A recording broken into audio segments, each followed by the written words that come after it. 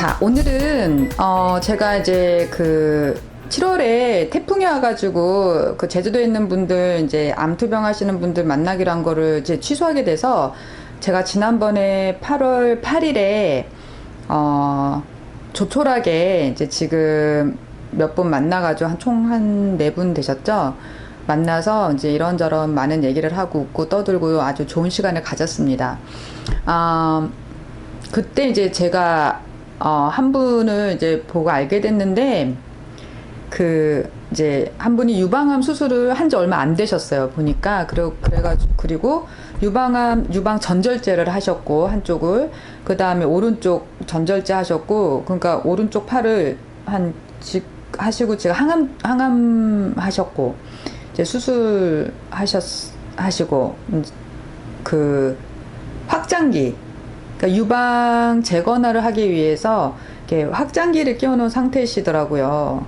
그래서 아주 불편하다, 거추장스럽다, 이제 이런 얘기를 해 주셨어요. 그때 이제 제가, 아, 맞다.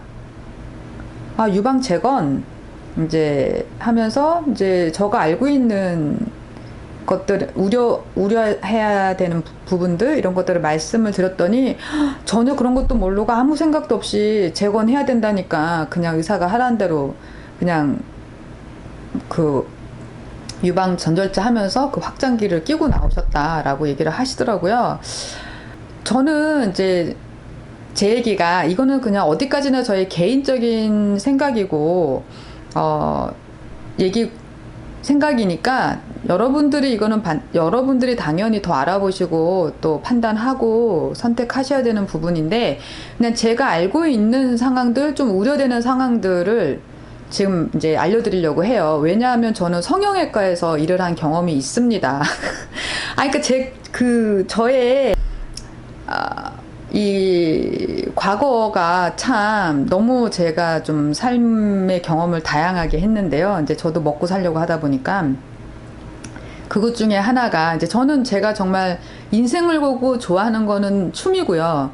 근데 이제 먹고 살려고 이제 이것저것 일을 한 게 많다 보니까 좀 여러 가지를 했어요. 또 그 중에 하나가 성형외과에서 일을 한 건데, 저는 이제 상담실장을 하기도 했지만, 그것보다 이제 좀 더 관심 있었던 거는 수술방 쪽이었고, 그 다음에 마케팅 쪽이었어요. 그리고 이제 수술방에서 이제 수술을 너무 보고 싶고, 이제 멀리서나마 이렇게 보긴 했지만, 이제 들어가서 가까이서 볼 수는 없으니까는요.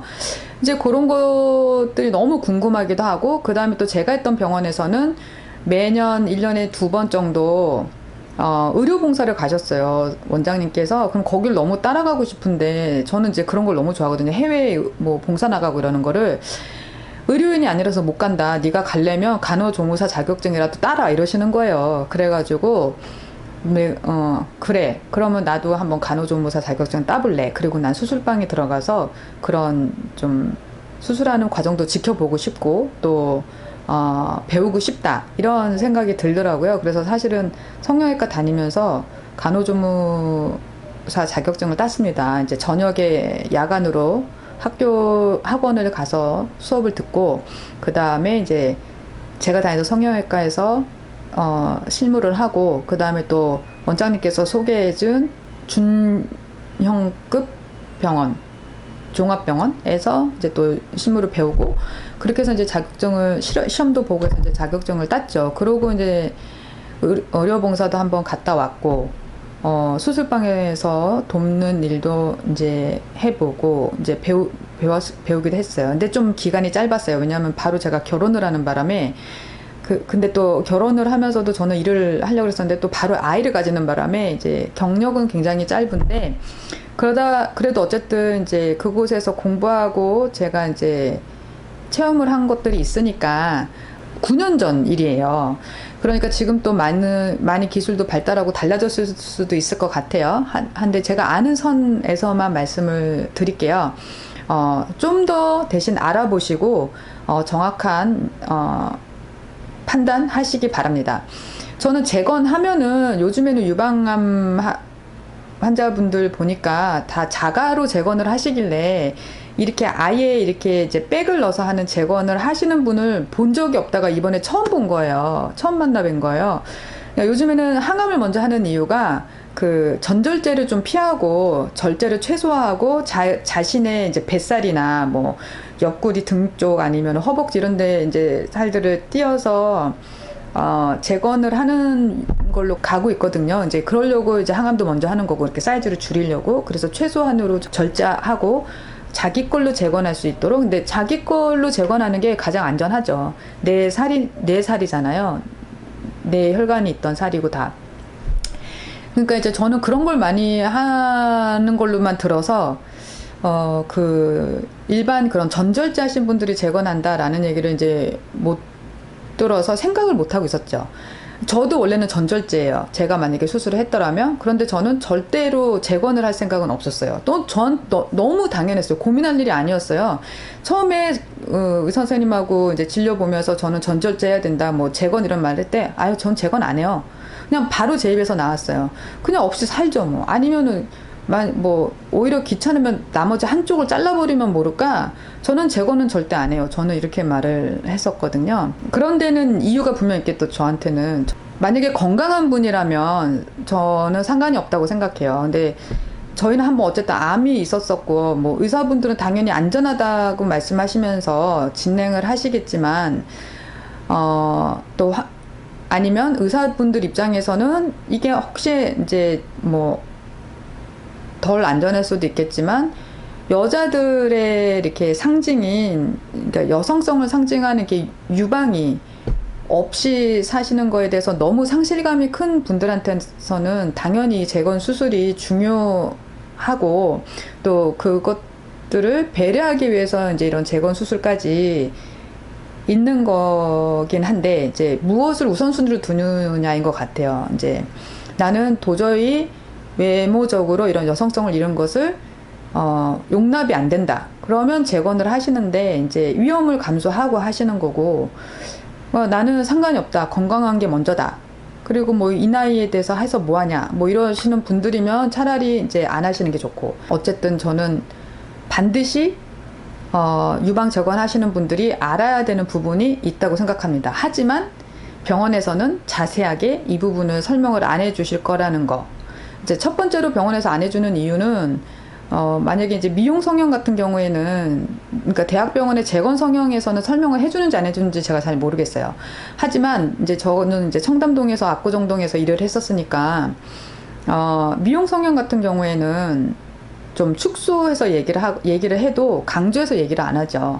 이제 굳이 환자한테 겁을 줘서 미용 성형으로 하러 오신 분들을 돌려보낼 이유는 없거든요. 이제 어쨌든 이제 이것도 병원이 환자가 많아야 이제 병원 살림을 굴릴 수가 있으니까는요. 그래서 최대한 이제 환자들을 이제 수술을 할 수 있도록 유도하는 게 이제 병원의 입장이잖아요. 그리고 건강하신 분들은 괜찮을 수 있어요. 이제 건강하신 분들이 해도 위험성을 감수하고 하시는 거거든요. 근데 유방암이 걸려서 전절제를 하신 분이 이제 임플란트를 넣는다, 보형물을 넣는다. 저는 반대입니다. 왜냐하면 의사 선생님들도 아세요. 어찌됐든 외부 물질이거든요. 그러니까 성형외과 같은 경우에는 콧대를 세울 때 외부 물질을 넣을 거고요.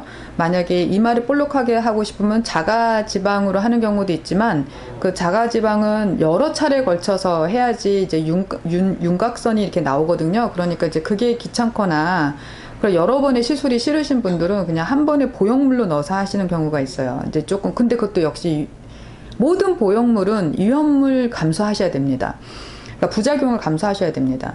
그래서 그렇게 넣거나 뭐 이마, 코, 뭐 볼에, 우리나라는 이제 뭐 이런 데다 넣으시는 분은 없지만 코, 그 다음에 가장 큰 게 이제 큰 보형물이 가슴 보형물, 그 다음에 엉덩이 보형물이 있죠.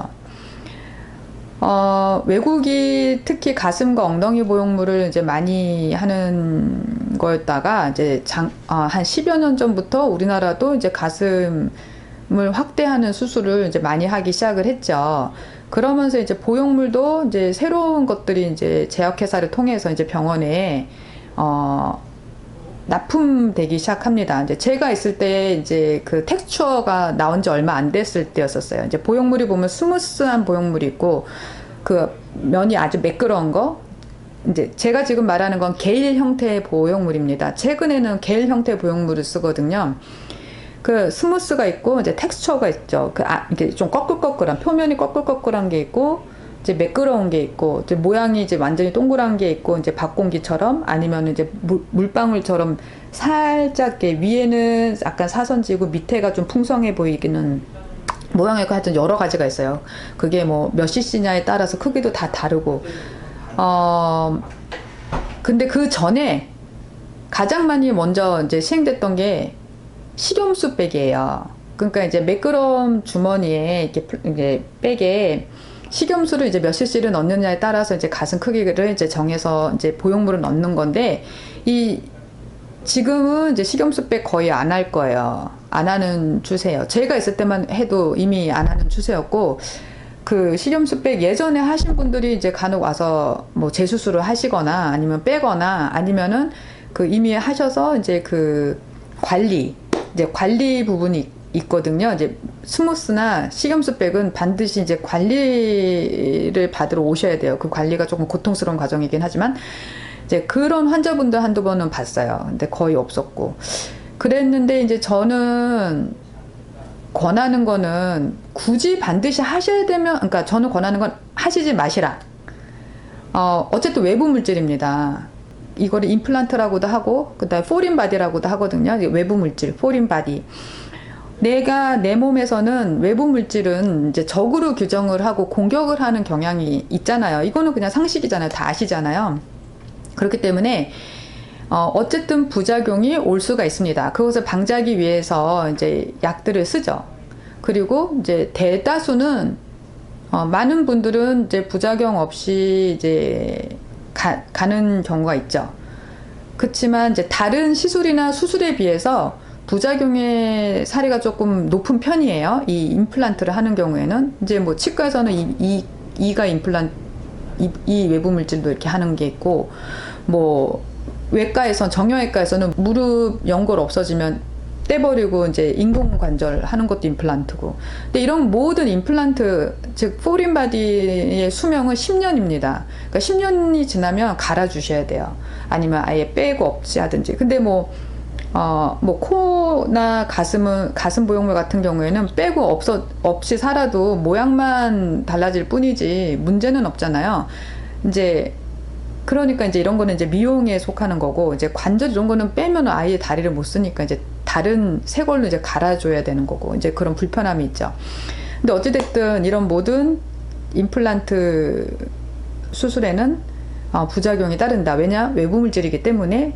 그리고 우리 몸에서는 이것들을 받아들이지 않으려고 그러니까 외부 물질이니까 반응을 한다. 이제 이거는 공통된 팩트죠. 사실이죠. 그런데 굳이 암이 있었던 환자가 물론 잘라내서 지금 현재는 없다 하더라도 임플란트를 넣는다. 이거는 저는 조금 이제 안 좋은 거 아닐까? 그러니까 저는 당연히 그래서 안 하는 거다 생각했어요. 그러니까 자가를 하는 거는 뭐 저는 괜찮다고 생각해요. 그렇지만 외부 물질을 집어넣는 거는 안 좋다고 생각을 합니다. 이거 어디까지나 이제 제 개인적인 생각이고요. 제 개인적인 이 생각은 누구한테서 들어서 왔을까요? 저는 누구랑 일을 했나요? 그 의사분들하고 일을 했잖아요. 그 의사분들 중에서도 많은 의견을 가지신 의사분들이 있겠지만 어쨌든 저는 이제 그렇게 들었고 저는 그렇게 알고 있고 그래서 저 같았으면 안 합니다. 근데 굳이 이 어떤 여성성을 이런 거에 대해서 이제 나는 도저히 정신적으로 견디기가 힘들고 어디 목욕탕 가는 것도 너무 창피하고 옷 입을 때도 이제 맵시가 안 나고 또 이런 분이 계세요. 이제 만약에 좀 가슴이 크면 한쪽은 있고 한쪽은 없으면 이제 등이 아프죠. 이제 무게가 이제 틀어지기 때문에 이제 등이 이제 힐 수도 있고 측만증이 올 수도 있고 하니까 이제 그런 분들은 이제 하시는 게 좋을 수도 있어요. 왜냐면 나머지 한쪽을 똑같이 잘라낼 수도 없고.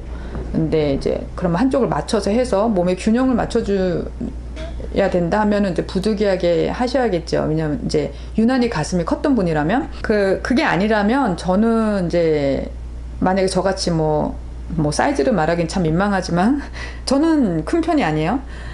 A컵이 채 안 돼요. 그래서 저같이, 근데 대부분 동양 여성은 이제 저 정도라고 생각을 하는데, 만약에 가슴이 큰 경우가 아니라면 그냥 한쪽이 없는 거에 그렇게 등에 큰 영향을 미치진 않을 거라는 생각이 들고, 이제 당연히 영향은 미치겠지만 가슴이 큰 분에 비하면 덜 영향을 미칠 거고, 그것은 충분히 운동을 해서 극복할 수 있다.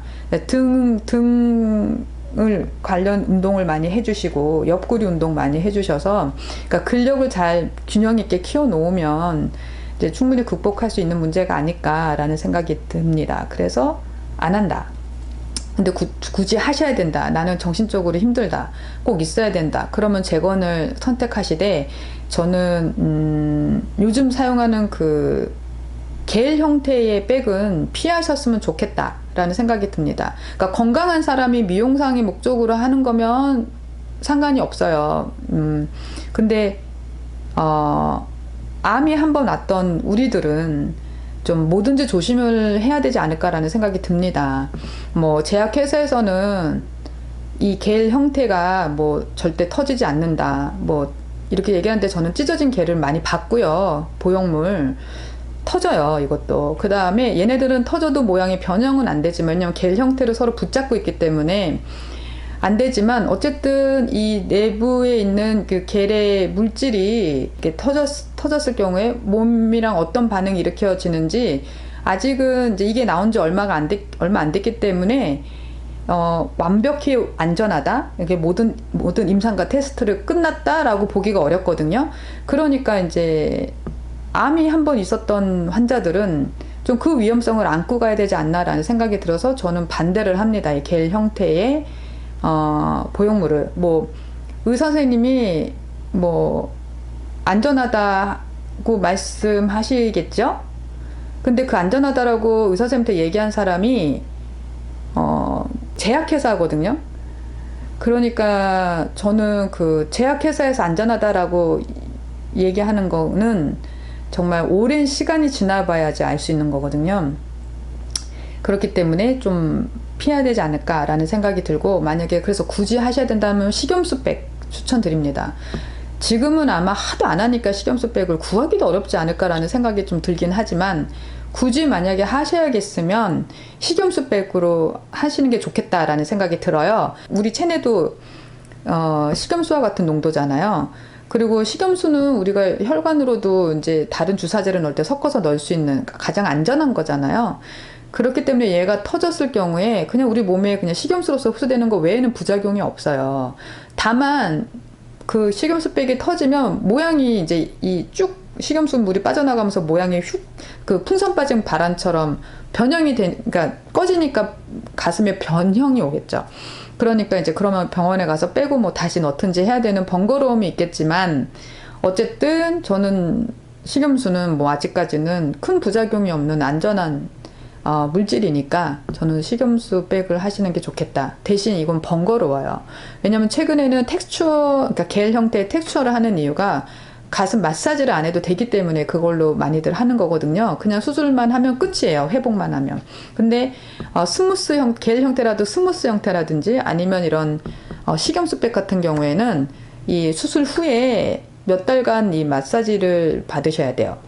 이게 말이 이제 좋아서 마사지지, 이 방을 만드는, 그러니까 굳지 않게 이렇게 방을 만들어주는 거기 때문에 아파요.